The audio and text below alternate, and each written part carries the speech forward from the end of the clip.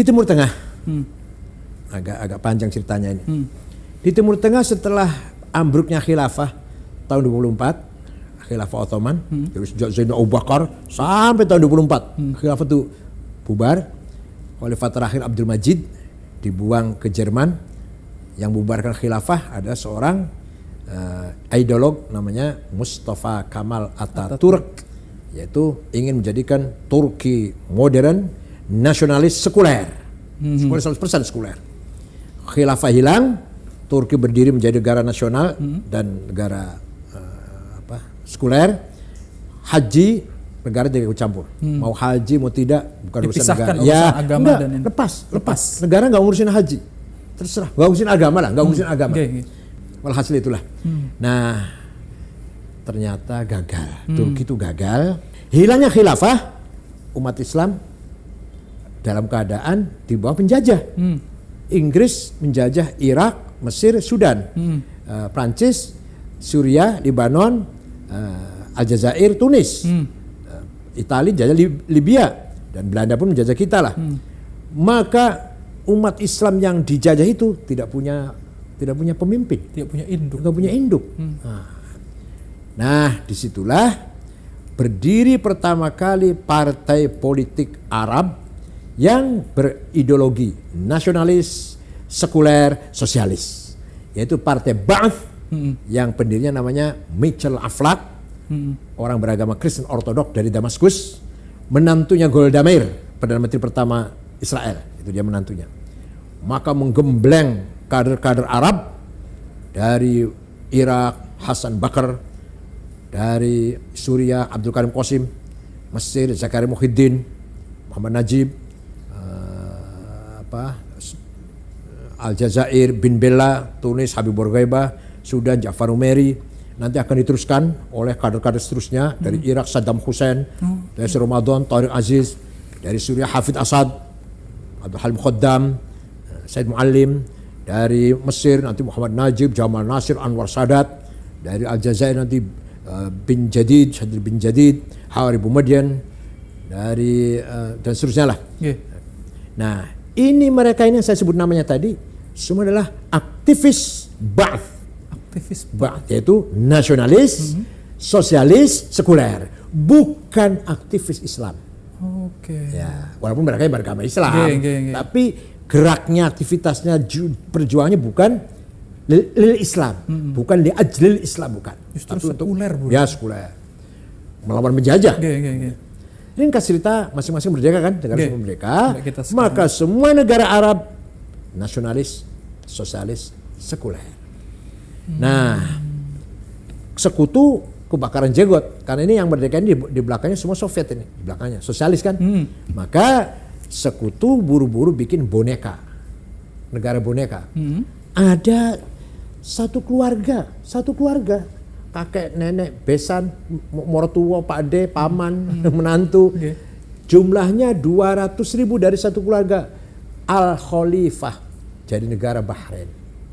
Ada lagi 200.000 dari keluarga Al-Thani jadi negara Qatar.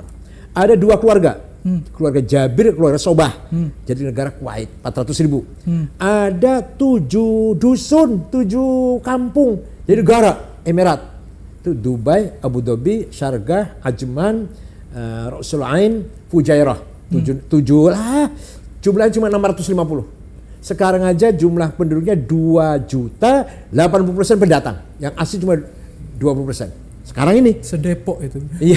Nah ini negara bikinan sekutu. Kepentingannya? Nah, untuk mengimbangi negara yang tadi lahir itu Irak, Suriah, Mesir, Sudan yang sudah di belakang. Seperti negara hadiah seperti Brunei, Singapura, New Zealand itu semua negara hadiah dari Inggris semua kan. Nah, walhasil. Setelah demikian berjalan, baru umat Islam sadar, ingin geraklah. Pertama kali orang pejuang ingin membangkitkan umat Islam dengan semangat li ajl Islam adalah Syekh Hasan Al-Banna. Nah, mendirikan partai politik Islam namanya Ikhwanul Muslimin. Tahun 35, 36 lah. Dengan niat agar terutama pemuda-pemuda masa depan nih punya semangat Islam gitu loh. Jangan sekuler, jangan sekuler. Nasionalis boleh tapi jangan sekuler.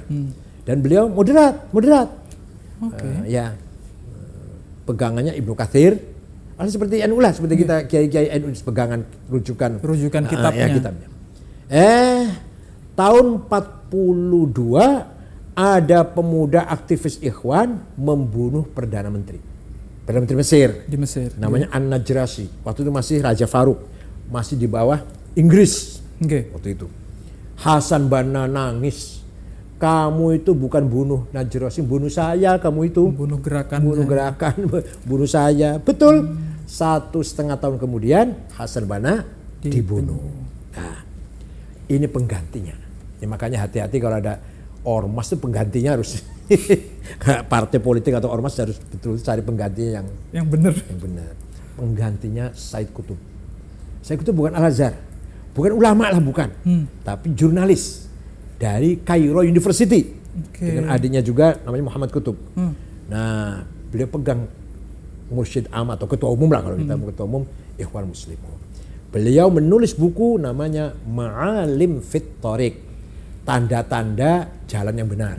Kalau mau terjemahan literarnya begitu. Yang penting isinya beliau memang orang cerdas sih. Isinya beliau begini. Yang namanya jahiliyah itu bukan fenomena sosial primitif, miskin, buta huruf, terbelakang. Kan semua ulama mengatakan jahil seperti itu. Semua ulama, semua tafsir mengatakan jahil itu ya primitif itu. Kalau Said Qutb tidak. Jahiliyah itu sistem politik, sistem negara yang bukan Islam namanya jahiliyah.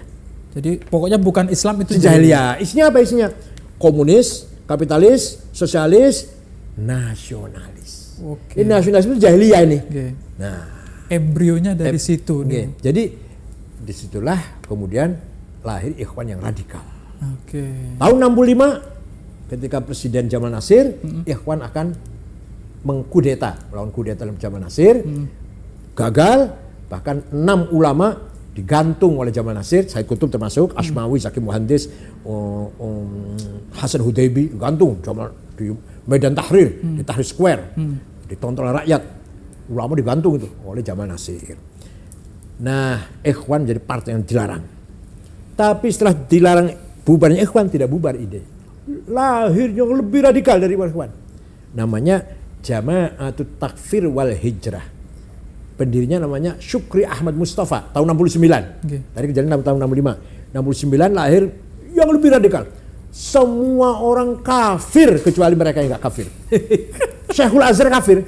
Syekhul Azhar itu kafir. Ulama tarekat, hufadzul Quran semua kafir semua. Kalau tidak sejalan dengan mereka.